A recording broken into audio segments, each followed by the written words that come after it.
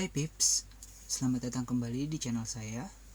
Saya Hendrik, terima kasih sudah mau meluangkan waktu untuk menyaksikan konten dari channel saya.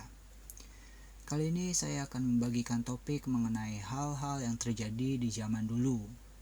Hal-hal yang kalau di zaman sekarang pasti dianggap tidak biasa dan bahkan mungkin dianggap sebagai hal yang gila. Kita langsung mulai saja ya. Yang pertama, kirim anak via pos. Zaman sekarang, ketika kita kangen seseorang tetapi terpisah oleh jarak yang jauh, kita bisa memanfaatkan teknologi yang sudah semakin berkembang. Tinggal pakai smartphone, lalu menelepon. Atau bisa juga video call bila kita ingin melihat orang yang kita kangeni tersebut. Mudah. Tetapi tidak demikian di zaman dulu. Ketika kangen, seseorang hanya bisa menelepon dan berbicara. Tetapi bagaimana bila ingin melihat? Tidak bisa, karena teknologinya masih belum ada. Lalu apa salah satu solusi ketika seseorang ingin bertemu dengan anak-anaknya atau cucu-cucunya tetapi terpisah oleh jarak yang jauh?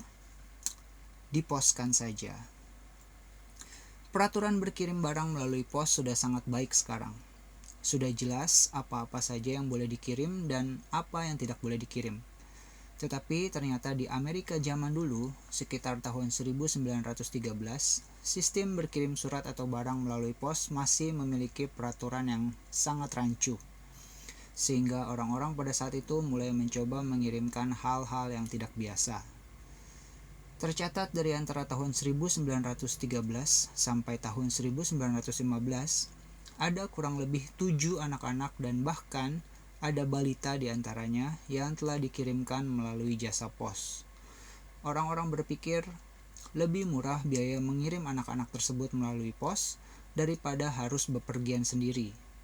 Hanya perlu beli perangko dan bayar biaya asuransi untuk mengirim anak-anak selamat sampai ke tujuan. Perangko tersebut ditempelkan ke pakaian yang dipakai oleh anak terkait. Dan jarak terjauh yang tercatat seorang anak dikirim melalui pos adalah 720 mil, terjadi di bulan Agustus tahun 1915 dari Florida ke Virginia dengan biaya perangko hanya 15 sen. Hal yang cukup gila ya. Next. Yang kedua, kandang bayi. Bukan rahasia lagi kalau sinar matahari pagi itu baik bagi kesehatan. Bukan hanya bagi bayi saja, tetapi juga buat semua usia. Nah, biasanya kita sering melihat pasangan yang sudah menikah dan dikaruniai bayi. Setiap pagi supaya bayinya sehat, bayinya akan dijemur di bawah sinar matahari pagi. Ternyata kebiasaan ini memang sudah ada sejak dulu. Yang berbeda mungkin ada di cara menjemurnya. Pada sekitar tahun 1930-an di London termasuk daerah yang padat. Banyak pasangan tinggal di apartemen yang sempit. Tetapi mereka juga ingin agar bayi mereka bisa cukup mendapatkan udara segar dan sinar matahari. Tetapi tentu saja sulit, karena kamar apartemen mereka tidak memiliki halaman atau ruang terbuka sendiri. Lalu bagaimana solusinya? Mereka memodifikasi jendela apartemen dan melengkapinya dengan kandang untuk menempatkan bayi mereka di sana saat pagi hari. Solusi di masa itu yang dinilai cukup baik, karena tidak menambah sempit ruangan apartemen dan bayinya pun bisa mendapat cukup sinar matahari dan udara segar. Luar biasa ya Pips, siapa yang pernah dikandangin seperti itu? Hayo. Next. Yang ketiga adalah metode pengobatan yang mengerikan. Sekarang teknologi berkembang di semua bidang, termasuk di bidang medik. Ilmu kedokteran pun sudah semakin maju. Jadi, banyak sekali penyakit yang sudah bisa terdeteksi dengan lebih cepat dan akurat. Dan dengan demikian, penanganannya pun bisa lebih cepat dan lebih banyak nyawa bisa diselamatkan. Tetapi di zaman dahulu, ketika ilmu kedokteran belum seperti sekarang, ada banyak penyakit yang belum diketahui secara pasti cara pengobatan dan penanganannya. Bahkan banyak penyakit, terutama penyakit mental, seringkali dikatakan bukanlah penyakit, namun suatu kutukan dan sebagainya. Oleh karena itu, banyak bermunculanlah praktik-praktik pengobatan ekstrim yang dipercaya bisa menyembuhkan berbagai penyakit. Meski sebenarnya belum benar-benar terbukti bisa menyembuhkan, dan meski caranya benar-benar mengerikan, tetapi banyak pula orang-orang yang benar-benar mencoba untuk disembuhkan, baik secara sukarela maupun atas dasar paksaan. Praktik-praktik yang sebenarnya berbahaya, tetapi di zaman itu banyak yang tidak tahu bahayanya, mulai dari yang terlihat tidak mengerikan seperti hanya mengkonsumsi arsenik dan cacing pita untuk turunkan berat badan, penggunaan merkuri untuk penderita sifilis, sampai praktik-praktik yang dilihat dan didengarnya saja sudah mengerikan, seperti melubangi tengkorak kepala untuk mengatasi epilepsi, memotong lidah untuk mengatasi gagap, memutus serabut saraf pada bagian otak dengan cara menusukkan benda panjang runcing melalui sudut mata untuk penderita skizofrenia, dan ada juga disetrum di bagian kepala untuk mengatasi depresi. Nah pips, ada yang berani mencoba? Atau sudah ada yang pernah mencoba? Haha. Next. Yang keempat, berfoto dengan yang sudah meninggal. Tidak hanya di zaman sekarang orang-orang suka berfoto. Di zaman dulu pun orang-orang suka mengabadikan momen-momen istimewa mereka.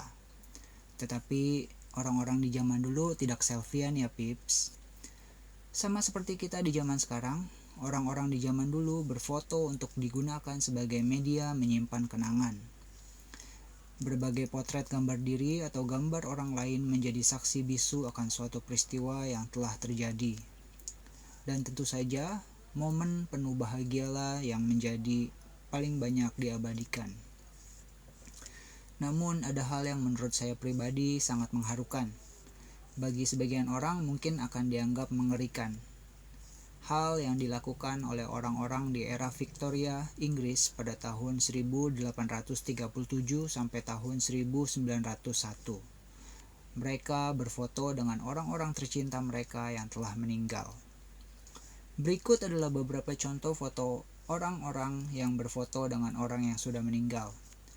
Kira-kira kalian bisa tahu yang mana saja yang sudah meninggal dan yang mana yang masih hidup?